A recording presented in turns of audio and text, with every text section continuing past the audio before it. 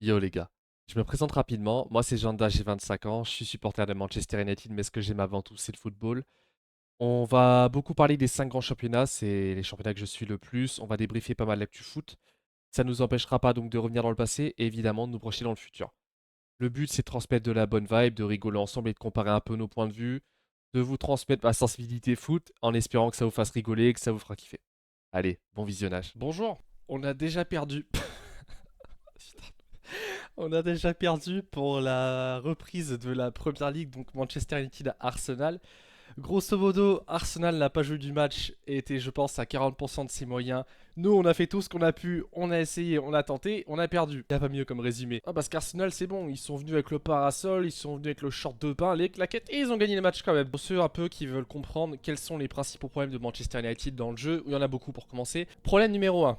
Ils sont incapables de se créer des occasions, ce qui est un peu emmerdant quand tu veux marquer des buts et gagner le match. Problème numéro 2, tu prends des buts sur un rien. On l'a vu hier, un corner rentrant, ça fait but. Comme en finale d'Europa League en quelque sorte, mais j'en reviendrai un petit peu par la suite. Bon, est-ce qu'il y a faute? Est-ce qu'il n'y a pas faute de Saliba? Pas mal de gens sont d'accord pour dire qu'il y a faute. Parce que moi je suis habitué depuis 2 ans à voir les Gunners d'Arsenal faire des prises à la Islam Makhachev sur chaque coup de pied arrêté sans que ce soit sifflé, donc ça me surprend pas plus que ça. Bref, notre goal, il doit le pousser, lui mettre un coup de coude dans la nuque pour qu'il revienne plus ensuite. Mais bon, il le fait pas. On prend un but sur un corner, 1-0. C'est génial. Ensuite, on a essayé. On a eu des situations de but, je suis d'accord. En termes d'occasion, zéro. Zéro occasion. Si, pardon.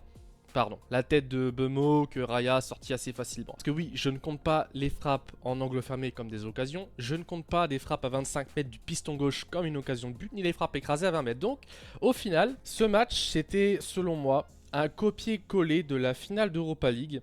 Alors évidemment, pas le même adversaire, attention.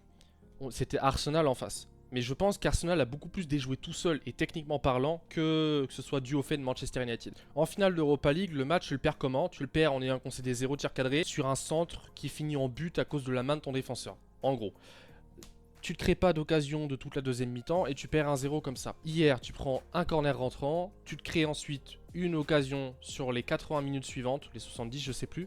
À l'arrivée, tu perds. Donc bon, on est de retour pour une grande saison encore. Non, parce que désolé, j'ai du mal à être autant optimiste dans la défaite que certains fans hier, que même la plupart des fans, que les spectateurs neutres, j'ai vu pas mal de screenshots passer, qui disent que Manchester United, il y a du progrès, que ça aurait dû être mieux. Non, il y a du progrès parce que tu as changé certains joueurs. C'est pas pareil. Cunha, très fort Cunha. Techniquement parlant, vraiment le match d'hier c'était un régal, même si évidemment il n'a pas tout réussi. Sinon le match Manchester United l'aurait sans doute gagné. Brian Bemo, ouais, franchement, il y a du bon, du moins bon sur le match. Des passes ratées assez faciles, des misplays avec Dalot et Ahmad. Donc bon, Bemo on va le laisser de côté, mais dans l'idée, on n'a toujours pas progressé dans le jeu, les joueurs ne savent toujours pas comment attaquer dans ce système. Non, parce que pour moi, le 3-4-3 n'est pas mauvais. Les joueurs, juste, ils restent campés à leur position comme des petits robots, donc, bah, ils sont pas dangereux. Plusieurs fois, on a vu les ailiers prendre le dessus sur leur vis-à-vis, et ensuite, un seul mec dans la surface, voire zéro. Donc, pour marquer, c'est compliqué.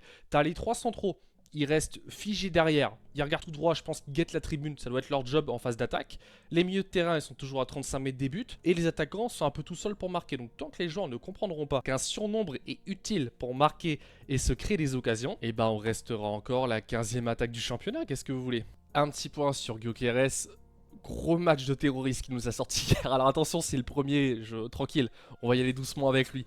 Mais clairement, son match, il est comme moi actuellement. Je suis rentré de la salle, je pue sa mère. Je pense que son match, il se résume de la même manière. Donc, Gyökeres, attention, Calvert, s'il est pas loin, il va pousser fort. Bravo à Saliba et à Gabriel qui ont fait vraiment un match de fou furieux parce qu'il y a beaucoup de situations chaudes. Ils ont vraiment refroidi par des gestes de sang-froid, des gestes donc défensifs de haute classe. Même si, bon, concernant Saliba, il y a une image avec Cunha. Est-ce qu'il y a penalty? C'est vrai qu'il marche dessus sur une tentative de match hier, mais bon, c'est encore autre chose. Très bon match défensif de la chaîne d'Arsenal. Par contre, tout le reste, clairement, c'était nul à chier. Je pense qu'on est un peu tous d'accord pour dire ça. Techniquement parlant, j'ai rarement vu un match d'Arsenal aussi mauvais. Vraiment, des simples ressorties de balles, ils n'y arrivaient pas. Ils tentaient même pas des passes pour casser les lignes. À chaque fois, ils hésitaient. Ils revenaient derrière au gardien. Donc bon, est-ce que Manchester United les a un peu poussés dans leur retranchement vis-à-vis de ça? Pas selon moi, c'est pas comme ça que je le vois, j'ai postillonné d'ailleurs. Mais non, c'est plus eux qui ont déjoué techniquement. Et bon, au final, ils repartent d'Old Trafford avec les 3 points première journée. Fallait le faire. Maintenant, ce genre de performance, si ça se répète par la suite, ça va vite devenir inquiétant côté Gunners, qui ont des ambitions assez folles cette année. Donc encore une fois, de tout gagner. Est-ce qu'ils vont faire gagner un truc?